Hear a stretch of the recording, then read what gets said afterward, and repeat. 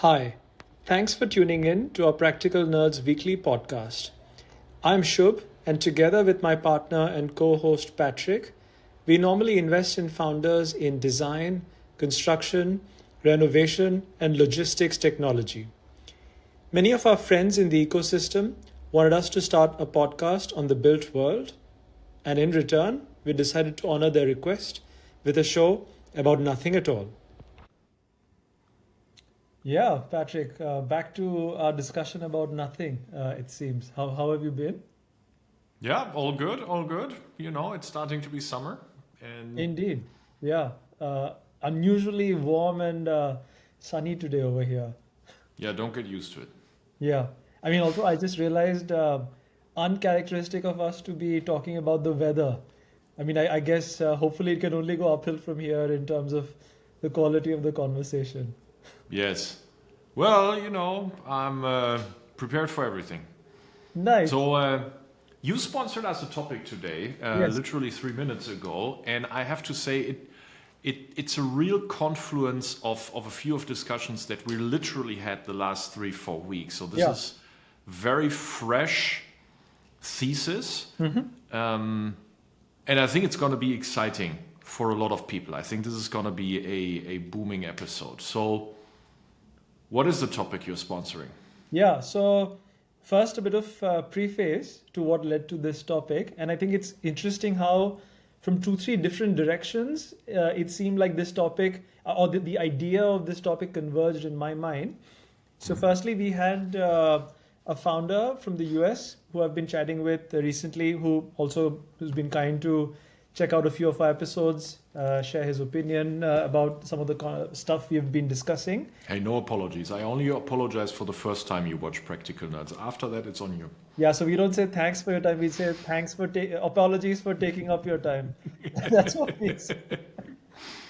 Yeah, so I think it was a very productive, very intense discussion on what it actually means to be a venture-backed startup and to actually go after the services part of the revenue in architecture and to position yourself as such and not be stuck with the SaaS like model. How do you offer design services or other services as a true architecture firm and eat into that market? What would that actually entail, right? And is that a venture backable model?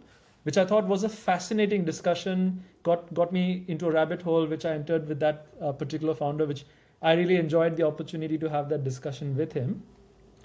Parallelly, what happened was I recently discovered, and I don't know if this will be like something which will blow your mind, Patrick. So I came across this company which offers generative AI assistance specifically for Salesforce partner consultants, right? I must admit, while I had a vague idea of what Salesforce partner consultants mean, I had to do some reading. So these are businesses who offer consulting services specifically to help integrate Salesforce products into Salesforce's clients. So in other words, think of Salesforce products as being off-the-shelf products, which need a little bit of tweaking, integrating, tailoring for their clients, and maybe offer some some services as part of the final onboarding or initial launch, etc. That's what these consultants do. Depending on the estimates out there, the revenue pool for Salesforce partner consultants is anywhere between 20 to 50 billion annually. Just think about that. And that's just one company, Unreal. Salesforce, by the way, right? Unreal. That So that must be. I haven't checked Salesforce ARR, but my gut hunch is that must be about as much, or perhaps a little bit less than what Salesforce has in revenue. Yeah, so Salesforce in total in revenues, I think not all of it is ARR though, but in total is about 30 billion annually in revenues. So you're making 30 billion with the software, and another 25 to 50 other people make by integrating, customizing, advising around the software. Exactly, right? And that's, again, just to emphasize, that is not the overall size of the market. That is just the market around one player, one software provider, right? Unreal. That got me thinking, hey, does this mean, if someone's actually is ready to volunteer and size this market for us in AC, I'll be very happy. If not, I guess we'll do our own thing and size this market. But it got me thinking, hey, does this mean the size of the integration services market, if you were to call it that, or partner consulting services market, could that actually be greater than the software revenue in a market, right? And what does this mean as a venture backable opportunity, right? At first, my mind was actually really blown away that, hey, is this so large a market? Is it like completely hidden? But then I realized, hey, we have companies like TCS, like Infosys, like Accenture, like Capgemini, many others, which interestingly not too many people talk about. They're also not your classical, venture-backed successes as such, although these are fairly young companies, I must admit. So, TCS and Infosys, for example, TCS is a 170 billion market cap company. Infosys is a 70 billion market cap company, and all they do is outsourced IT services. Right? All of them founded in give me last 30 years? Yeah, early 90s, late 80s. Yeah, so fairly recent companies like that. And that got me thinking, and of course, we can take this in several directions. Could there be an opportunity to either emulate these kinds of models in AEC or create the next generation of these models with newer technologies in AEC, and what this could look like? We'll set the structure for the conversation here in a minute, but what we mentioned that it's a confluence of things that happened in the last 3 to 4 weeks. So that's been your confluence. And just to add on or pile on from my side, I've been having more and more interactions specifically in the last few weeks with friends of mine that are more generalist investors that look at other sectors, getting very interested and excited about, again, service as a service businesses for ERP migration.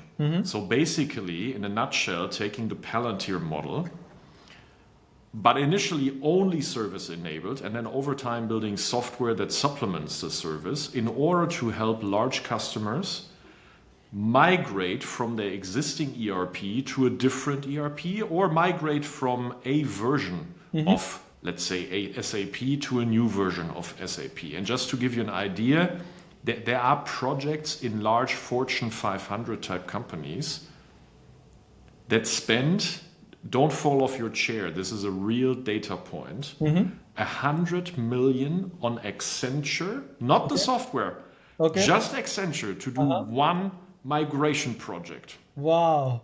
Okay. That is completely unreal. There's a lot of manpower involved there, of course, and that has nothing to do with the software. And so the other point, not from the last few weeks, but from the last five years, we are talking so much about it in Fundamental and to the outside world. One of the reasons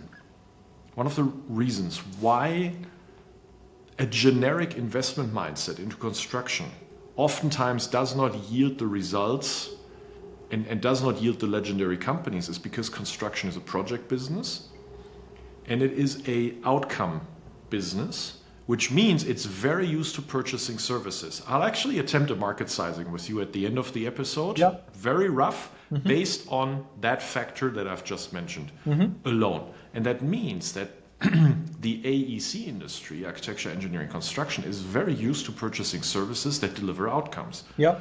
While it is much less used to actually implementing software and much less used to migrating software. It's just not a trained muscle. Yeah. But the trained muscle is, hey, let's buy the service. And so that makes this discussion so damn interesting. Yeah. I have to say, Shub, before giving the mic back to you, so there are 3 angles I would like to explore through this conversation. One is the topic of ERP migration within AEC.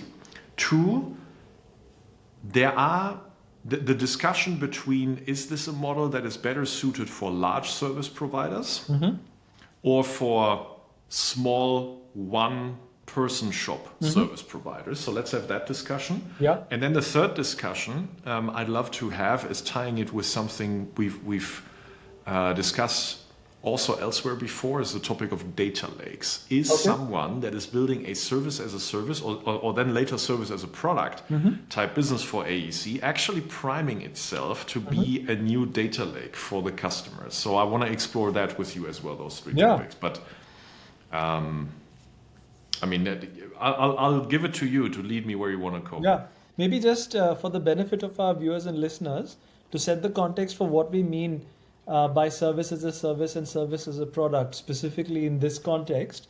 So, I mean, by the way, for those of you wondering, hey, why the hell are these guys wasting time by calling it service as a service? Can't they just refer to it as service? So what at least I mean when I say service as a service in this context is there is a certain pool of work that needs to be done, which could be done by in-house resources or could be done by a third-party provider. But what we mean by service as a service is you as a firm are in a position to offer the same service either at a cost advantage or you're doing the service in a significantly better way than whatever other options are available in the market. So that's broadly what I would define as service as a service for this discussion. And what is service as a product? It is this service, which would otherwise be administered by humans and through manual work, I mean, admittedly using intelligence and whatnot, but ultimately done by humans. You convert this into an output from artificial intelligence, which it can just run the inputs and deliver the output to you, theoretically, in a fraction of the time and cost needed by humans. And therefore, the product will be AI enabled. On the way there, I expect it in many cases to look a little bit more like a workflow software initially, as you transcribe the process of delivering the service into a certain set of standardization. And the other attribute to starting service as a service and then graduating to service as a product, the other attribute of that is that you do not sell software. Yeah. You are your own user of software. And that comes with a ton of advantages in construction being AEC being used to purchase services. You're not trying to convince anyone that your software is better than their workflow. You're not training them. You're not onboarding them. You're not integrating with systems. Nothing. You are your own user. So that's an attribute of what we're discussing here. Yeah. So, and for our listeners who are wondering, hey, if that's the case, what are you even offering? What's your value proposition? It is that you're selling the outcome. Of course, as we have mentioned in many other episodes, your claim is, hey, you need this amount of work done or you need these deliverables provided. We do it for you at a fraction of the cost and or a fraction of the time it takes anyone else to do it. That's the promise. Another attribute of this, and then let's perhaps get into a few hypotheses, is that you're attacking very large line items in the P&L of an AEC firm.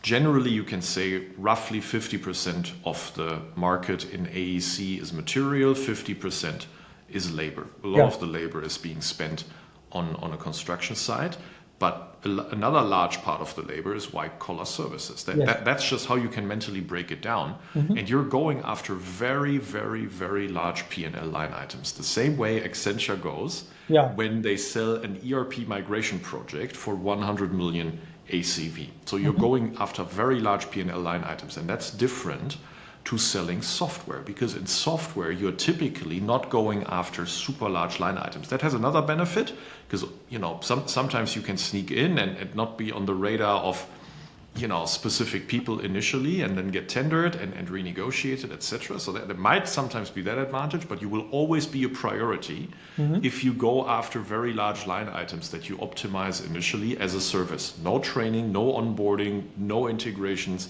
nothing. And that is so beautiful about our market, and that is something that so few investors that don't understand our markets actually get. So I'm loving that. So Shub, which one do you want to start with? Like the one-person shop topic, ERP migration, or data lakes? Maybe let's start with the one-person or the small versus large shop discussion. Okay, then let me set the context here. We've done an analysis in 23. How many architects and how many architects and engineers, and how many of those firms there are. And if I now break it down on the architect level, just to set context with numbers, there's about 1.5 million architects, licensed and practicing architects worldwide. And they spread out across 607,000 architecture firms. Oh, wow. Okay. So that means on average you have 2.5 FTE. Yeah. Not entirely correct, because there will be support staff, adjacent staff. So you have 2.5 architect FTE. That is the more correct way of saying that. That gives you an idea, not just how fragmented it is, but also how the dynamic of working in such a firm will be. Now, if you set against that the largest AE firm that would hire architects and offer architecture services as part of their portfolio is Gensler. Yes. Worldwide. That is the largest one, and Gensler has 0.1% market share. Yeah. Find me another industry where the number one globally has 0.1% market share. I'd love to see it. There might be one. I haven't seen one. That is how crazy fragmented this industry is, and that also tells you, by the way, that nobody has found yet in this long tail of a business software to really scale what you're building. And that is within the brain of the architect or the engineer, all the services, or with that brain, all the services that they do. So no software has actually entered that. Yes. Now my question to you is, giving you the mic. So if you think of this and how much of a long tail that is, who is more likely to adopt service as a service powered by software and then graduating to service as a product? Is it the top 100 firms starting with Gensler, or is it the bottom 600,000 firms that are all owner-led and perhaps 1, 2, or 3 architects? So before I tell you what I think, in my opinion, the right answer is, I do think if there are founders or potential founders listening to us and thinking, hey, this is an idea worth starting, they're probably thinking, hey, large companies, massive revenue pools, big whales out here, and these are the kinds of clients to go after in this market. Now, I think that part of the logic, I guess, makes sense. I think the reason why I would say that would be a terrible place to start is, I think of it from the perspective of these small businesses who, as you said, on average may have 2 or 3 architects available. So they are, at this point, desperately dependent on what these 2 or 3 architects can do for them, right? Desperately dependent on their availabilities or, their holiday schedules, their personal situation, etc., etc. If there are opportunities that come up which somehow are outside the capabilities of these 2 or 3 individuals, they're forced to turn them down, etc. So I imagine from the perspective of the typical small architectural firm, having an AI assistant or an automated service offering which allows them to service any kind of project regardless of the limitations of their 2 or 3 employees would be a complete game changer, and allows them to level up the quality of their service offering, manyfold, I would imagine. So that's the comparison now that we're making to the Salesforce consultant example. Salesforce consultants are service providers. They are usually not super large. Some of them might be very large. Some of them, you will have many of them that might just be 2, 3 people and offering their consulting. But now, for example, there is a company backed by Sequoia India, which is developing software for these Salesforce consultants. Yes. So the Salesforce consultants will now level up their service to a service as a service, and the software company is the product for that. So that's the equivalency here we're debating with regard to the architecture engineering firms. Yeah. So in this example, as you rightly said, the end user of these services will probably, depending on how it's marketed, may not even realize that what they're receiving now is the output of an AI. Yes. But what they might realize is that, hey, it used to take X amount of time for me to receive this output. Now I'm suddenly getting it at 1/5 of the time or 1/3 of the time. How is it happening? But in all likelihood, they'll just take it and they'll be very happy and over a period of time, probably it's all is going to drive down the cost of what these services are offered for. This reminds me. I'll take us on a quick detour, but then I'm coming back. EPD, Environmental Product Declaration. Yes. Is a topic that has become very, very hot the past few months due to upcoming and impending regulation that will force a lot of building materials manufacturers in Europe, in the US, to have better grip on their ability to create up-to-date EPDs. An EPD, think of it in a very simplified way. If you have a number of stock keeping units, so different variations of a product, at some point in time, you will want an up-to-date EPD for all of them. Yeah. We're not at that time yet, but that time is coming and everybody is seeing it. Now, here's why I'm mentioning that. How do EPDs get created today? The absolute large part of that market is consulting and service-based. Yeah. So there are consultants and service providers to these building materials manufacturers that will do the act of EPD creation for two reasons. One of them is that you typically cannot verify yourself unless your process has been verified, but no building materials manufacturer has done that I know of. So you will typically have an external service provider that has gone through the ordeal of getting their process verified by an institution.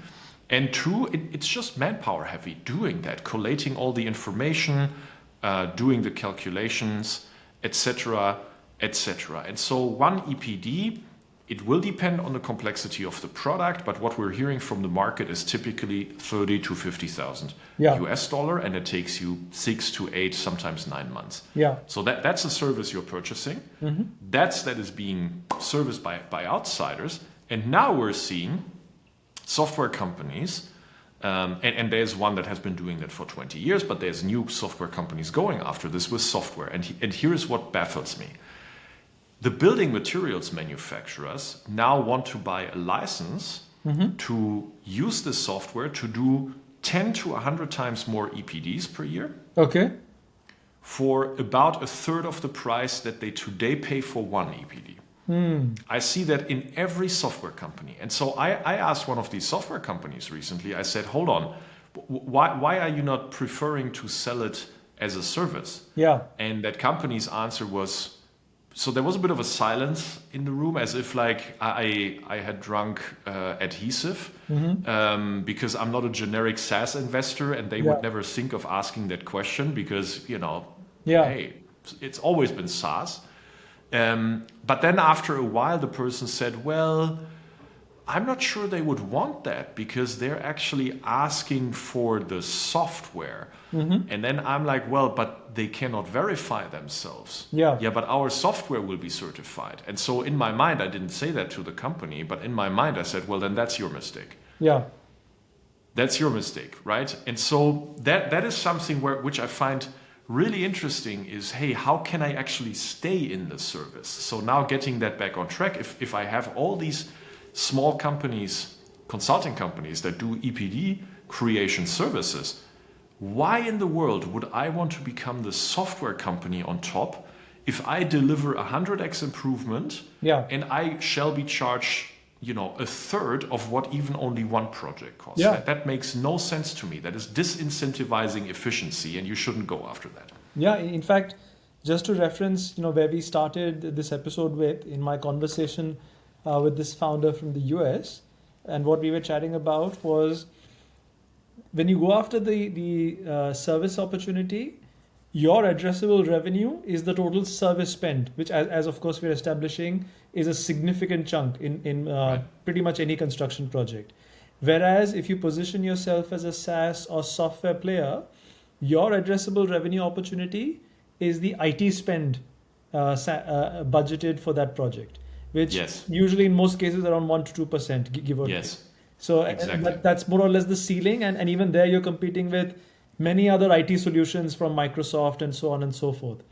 So with this mathematical example now, if you're building yourself as a software company initially, you will address so much less revenue potential than your offline consulting peers are already making today. Yeah. I've just given you the math. So Shub, what does that mean now? Should I be a software company, or should I try to be a service as a service company that is just 100 times more efficient than my offline peers? It's actually interesting. I think that I see two viable paths here for a valuable business. One I see as being perhaps less defensible in the longer run, but potentially very lucrative in the short to medium term. And the other, if it gets done, is potentially a more valuable and defensible business in the longer run. What I mean by that is, on the service as a service side, if there is a business which has found a legitimate way to get a cost advantage, a systematic cost advantage, I think that's a path to sort of disrupt what may be other service-oriented competitors. And here what I look at is obviously firms like TCS and Infosys, leaders in these IT services businesses. There's other firms, for example, from India, the likes of Freshworks, which have taken on Zendesk, for instance, where again the proposition is there's a cost advantage and so on, although that's not really a services business, but still on the cost side they benefit from a cost advantage. So I think that's one proposition where in that the model could be that you offer a cost advantage or are able to get it done at lower cost, where, for example, you serve clients in the mature markets, but your cost center is in emerging markets where the cost base is, of course, much lower. And that allows you to provide the service at a much lower cost. Right. That's one opportunity. The other, of course, is using AI to productize this whole thing. I mean, my answer would be that you shouldn't build a software company. Sorry, you shouldn't build a software as a service company initially. You should just be the service company. Yes. That is 100 times better. So you're going to deliver the EPD in, typically takes 6 to 8 months. Yeah. I wouldn't deliver it in a day, because then I actually get questions from the customer. Is it good? Is the quality good? These are the dynamics that happen in a service-led industry. Mm-hmm. But I would, you can deliver it after 30 days, no problem, even though internally you're done after a day. You have to think of these psychological factors. Yes. And then the way I would price it is I would be cheaper than my and substantially cheaper, yes. right? So if my competitors, because they are manpower led, offer it for, let's say, 3,000, I'm going to offer it for 15,000 per EPD. I will still get bought because it's a damn good deal for everybody. I've just cut down 85% of the time and 50% of the cost for my customers. But I'm not leaving all that value on the table by selling it as a software. And I don't have to train people. I don't have to do integrations. I don't have to do onboarding. Nothing. Yeah. And then over time, I can still graduate to a product. If I have proven myself, they want to keep working with me, etc. So I think that's the point here, is that service as a service initially allows you to tap into much bigger value pools. I fully agree. I fully agree. I think I'm actually, the more I discuss this with you, I'm really hoping and excitedly in anticipation of a cohort of companies which will emerge to go after this opportunity, because I think it's a really immense opportunity there for the taking. And I think the timing feels right. And Shub, you need to double underline what you're saying, because this is so counterintuitive, and this is truly contrarian what we're discussing to any generic advice you're getting from generic investors. When you play this episode to a long-time SaaS investor who is not first principles minded, who is coming from like pattern heuristics, they will say these guys drank glue. But that's because they don't understand this sector. So what we're saying to the founders listening is, forget every software as a service, stupid heuristic and mantra, and just start from the first principle again. And we're giving you the playbook right now. If you do it like that, you can build very massive companies because you address 10 to 100 times bigger value pools. Yeah. And your sales cycle, by the way, we haven't even discussed that. The sales cycle will be way compressed. Yeah. The interesting thing, the US founder who we have referenced a few times, and I'm not realizing now why, with good reason, we have anonymized the person. What he was also mentioning is he's in this weird um,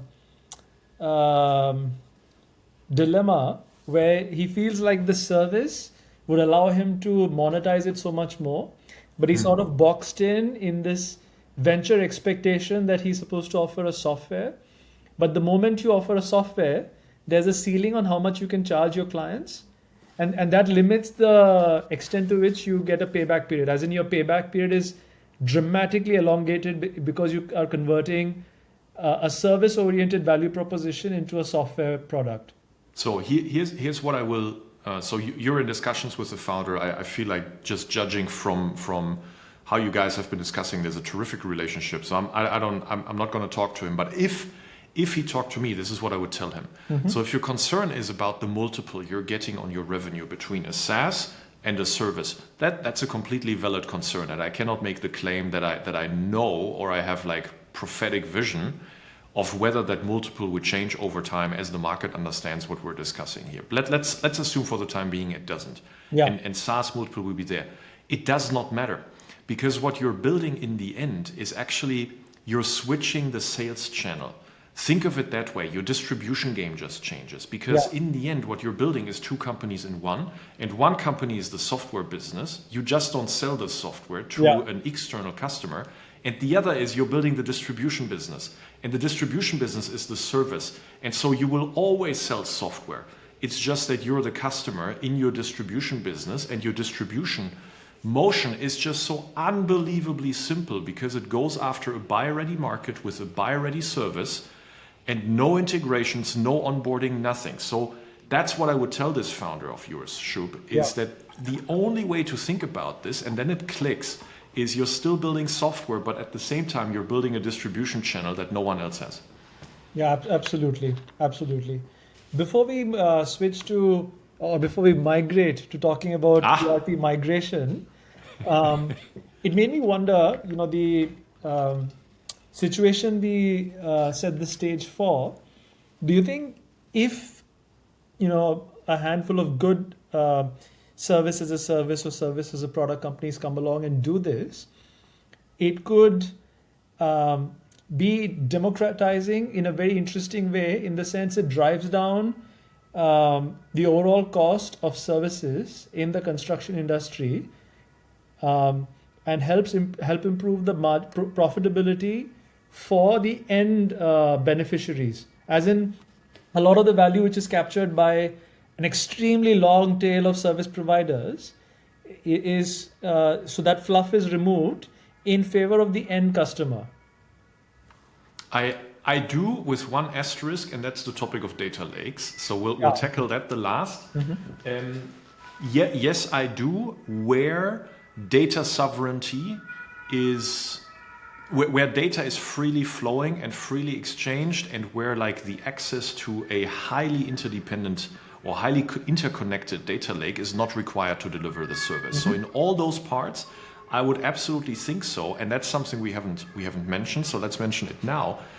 It will also be much faster for the industry, because nobody can tell me they really have conviction that a 70,000 person construction company will adopt all this AI across the services and workflows that they need faster than an army of 600,000 small shops that deliver, going back to the architecture example, that deliver the services today. Why? Well, because in the small shops, the user is the purchaser, is the owner. And they are literally only selling man days or woman days, and that's why they are highly incentivized to adopt the software, whereas the 70,000 behemoth is not.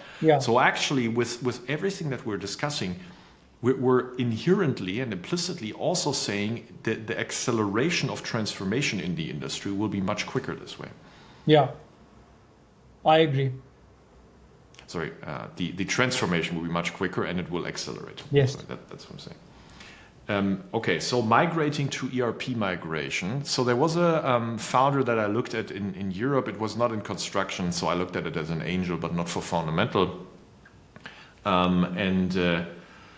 Ex-Palantir guy, and basically pitching, hey, I'm going to replace Accenture in ERP migration projects. Okay.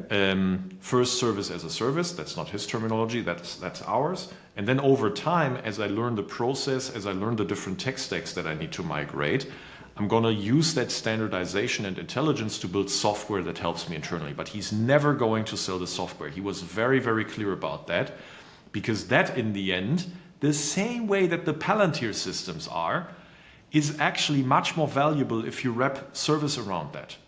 We've said Palantir now a few times on this call, but let's just appreciate it. Palantir is the service as a product type, godfather in the room, almost. And so that's what this guy is building. I mean, by the way, that's a brilliant way of putting it.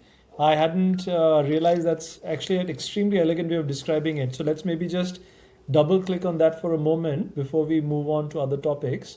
What Palantir does is interpret very complex sets of information, typically used by military, government, public healthcare providers, so on and so forth, which in theory could also be done by a lot of people, and historically would be done by a lot of people trying to make sense of data and take decisions on behalf of that. But you've sort of productized the offering, or that's what Palantir has done. Yes. And clearly Palantir, at least so far, has demonstrated there is sizable value to be extracted in doing that at venture scale and beyond as well. Yes. Yeah. And Palantir doesn't allow any Salesforce consultants around it. It basically said, I'm being the Salesforce consultant. So going back to I have software and I'm building the distribution channel. Yeah. That's exactly what they have done. If you think of, you can Google this. There's a quite good analysis on Palantir that on Palantir's distribution that Palantir itself published. And so think of it like the number of man days or woman days that Palantir frontline software engineers spend with the customer at the beginning of the project are very high. Okay. And then over time, they ramp down as the customer becomes comfortable with using the software. Yeah. But over this ramp down, Palantir charges service after service after service after service. So they are not leaving anything to the Salesforce consultant. They are being the consultant. Nice. And this company that you referenced on the ERP migration proposition, did they have any thoughts about how they might eventually, or did they want to eventually switch to a service as a product offering for ERP migration? They weren't advanced enough yet to have that kind of thinking, but the one thing he was very clear about was, I will never sell the software. I think that's, by the way, pretty cool and impressive to have that level of clarity. Absolutely. And again, also going against the stream, right? It's if you want to build category clones, well, good luck building a generational company. If you want to build a category creator, you will have to do things differently that are not common shared, agreed opinion. And I respect that. And it's shared with me, but I don't think it's shared with a lot of the market. Yeah, correct. I mean, even this US founder we have been referencing, that person did admit, and for that reason, I guess we leave it anonymous, that even the venture investors that they are involved with probably don't see the merit of a service-oriented business. Yeah. Happy to buy them out for the right price. Yes. Sure. Yes, exactly. Something else that we haven't mentioned, it should also not go unmentioned. Another advantage of going service first, and we've seen this, Shub, dozens of times, you can be net profitable exceptionally quickly, even day two. Exactly. Yes. I think there's several reasons for that, but just to go over some, as we have mentioned in this episode itself, it dramatically increases your serviceable revenue opportunity. You go from being an IT spend to catering to the IT spend to catering to a very large chunk of the overall project value. Yeah. I think the way construction is set up, there is a weird comfort towards paying for services and a weird inertia against signing up for new software. Correct. So I think that also works in your favor in sort of building a very sustainable profit pool from day one. But it's hard for founders to appreciate that, because it feels so weird, as they have been reading across the internet for 20 years that SaaS is everything, and when they talk to generic investors and they were to pitch this, they would not get money. Yeah.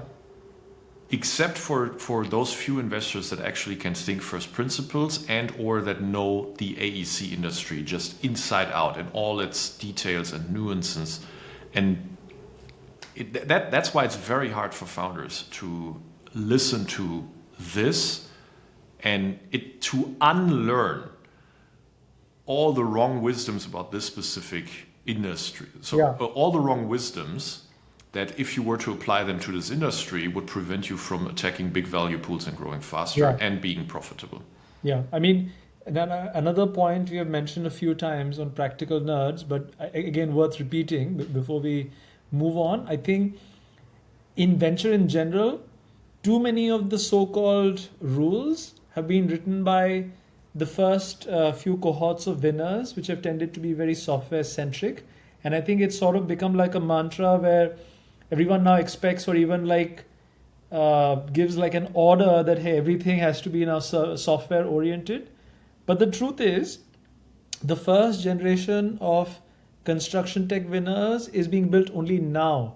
So the rules for what construction tech, large outcomes in construction tech look like are being written now. So it's actually quite foolhardy to pretend like you know the rules from a completely different set of companies which are much further ahead in terms of generation. I love that point. Double underline it. On the ERP migration and then migrating to the last point here, data lakes. I mean, think about Procore. Procore is a software that is now to the tune of 20 years old.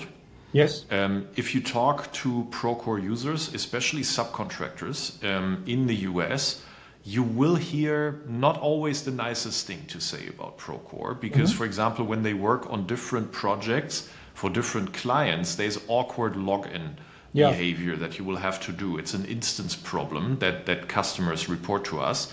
And I'm not blaming Procore because if you build a company 20 years ago with the software, you can't just randomly every year switch over the architecture of your software into a very modern stack. So it's not a lack of competence. It's just a universal truth. But now that presents potentially an ERP migration opportunity also in AEC.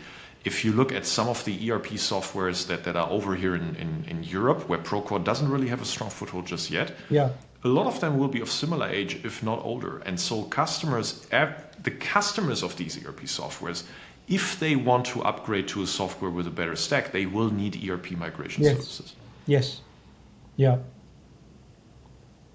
And with that now comes the data lake question, because if I'm on an ERP, that's the one thing is the workflow part of that, but the other thing is, hey, I mean, it's my data lake, just that I don't have the key to it. Yeah. And the same can be said, for example, if you are with a certain incumbent of computer-aided design software for AEC that is telegraphing into the market very clearly that they want to suck in more of your data and give away less of it. Yes. And definitely not hand you the key.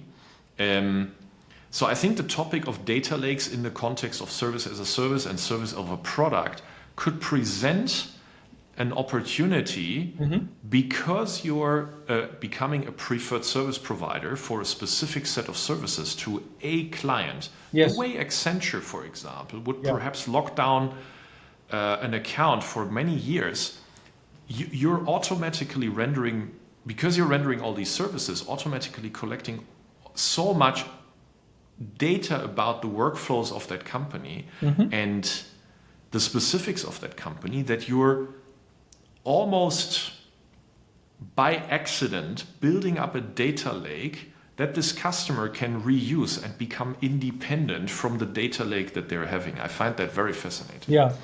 But so I agree with that. I wonder if that introduces, so if you put it like that, I wonder if prospective customers of these AI assistants are wondering, hey, hold on a second.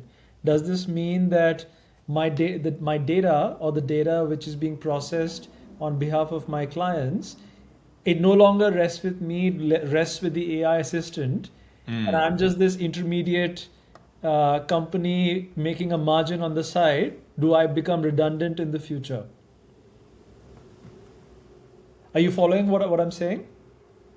And the company here would be like, let's say, the construction company or the service So, provider. my question was on behalf of the small consultant. So, in the old-fashioned model, of course, the consultant would have a lot of the data. Of course, it would exist in the minds of the people involved. It wouldn't really Yeah. exist in in the form of a data lake. But you could claim that's your IP that allows you to build rapport. It allows you to give very good guidance to your customers in ongoing projects. But now an argument could be made, hey, are you retaining some of this wisdom? And I think wisdom is the right word to use here. Are you retaining any wisdom from repeat interactions with your customer? So as a consultant, are you retaining any wisdom, or is this AI assistant becoming the beneficiary of wisdom? So am I as a consultant becoming dumber over time if I use AI? Oh, okay. The way you now put it, I think that's a very general fear that we should have about the world population and Yes. about business. So I think that's a very, very big question/observation, and something that at least I unfortunately think will happen. Outside of business. I think inside of business, it will have an opposite effect. I actually feel like inside of business, it will drive expertise and specialization more and more, because you're giving away like basic functionality wisdom, or the ability to make certain, let's say, semantic or visual connectivity. But like the true special expertise that cannot be found in repetitive data, that will actually be driven. Outside of business, I think it will just make us dumber. I do. To the first part of your question, probably both. So probably there is that fear, and probably it's unwarranted. What I would do if the service providers were my customer, and service as a service to the service provider, so to speak, I would just give them the key to the data lake, right? So wash away the fear. It's, hey, I'm not trying to lock you down or try to steal your customers. Why would I, by the way? I mean, if I go after the service providers, it's way more efficient way of selling, using them as a distribution channel, than going after their customers, with whom they have a track record and reputation. Now, if my goal is to go after the customers directly, then I would never go after the service providers in the first place. So I think you're just not graduating that way. And then you can also give them the key to the data lake. Yeah. By the way, a very completely random thought crossed my mind. I wonder just how many times service has been mentioned in this episode. Yeah, I wonder if anyone wants to do a count. Please volunteer and let us know just how many times you have said service on this episode. I think I can ask the AI. That will probably work. Yeah. Nice. Yeah. Here's another analogy, right? So to bring it perhaps in the sphere of VC. So a VC often, many of the VCs out there will have an external service provider for tax accounting, but also for fund administration. Fund administration, the way to think about it is you're doing the reporting, you're helping with audit coordination, you're helping with capital calls, with distribution notices, legal coordination, all of those things. And the same also happens, you have a preferred law firm that you work with. Why does a VC firm not switch the fund administrator randomly because there is a cheaper offer? And why do we not switch the law firm? Well, it's not because it's relationships, that plays a role, but it's because they know our data, they know how we operate, and that makes it just so much more efficient and so much more reliable. And in doing that, they are building up a data lake about us. They actually have mirrored all the data that we have about our performance and transactions, cash flows, etc. They have mirrored that. Now, am I concerned about it? No, because of course, like we have contracts that they cannot disclose it or reuse it, etc. But at the same time, they are giving me certainty that if I wanted to migrate my ERP away, I could actually use theirs, or I could use their data lake that they have in order to migrate it into something else. And I think that's because we're a service industry in that way too. That's exactly what's going to happen in construction as well. Absolutely. Yeah. Yeah, and the last thing that would happen, now to also make that analogy to the software provider in architecture, engineering, and construction that wants all my data, I would never sign for a software company without the service provider, where the software company tells me, hey, enter all your transactions and cash flows here, and I'm going to charge you, because that's what's happening. Yeah. I'm going to charge you per data call. And I'm like, do you think I'm absolutely stupid? So first of all, there's no human intelligence involved anymore, which unfortunately with the number of edge cases that you have is quite required. But also you will just increase the prices on me and I will never be able to migrate away. It's literally you're making me a monopoly, or you're making yourself a monopoly for me. And so that's why the service provision, either because that's what you're doing or that's your distribution channel, will never go away in architecture, engineering, construction. And that's what this large software company, whose name we shall not speak, I think has not understood and is not counting on. Yeah. Yeah. Fascinating. So go after services. Absolutely. And look, if Awesome. You as a founder are intrigued by the idea of building a service as a service or service as a product, going after architectural services, we would love to talk to you. Even if you're just conceptualizing it, get in touch with us. Perhaps we'll help you brainstorm an idea which makes sense for you. I promise you, you have my word, you will never get stupid SaaS wisdoms from us. You will never get the question, why are you building this as a service? Never, because we already have conviction that is very powerful. Yeah, absolutely. Great sponsorship of a topic, sir. Nice. Excellent. Very good. So thanks for the time and I wish you a lovely week. I wish you a lovely week as well. Cheers. Cheers.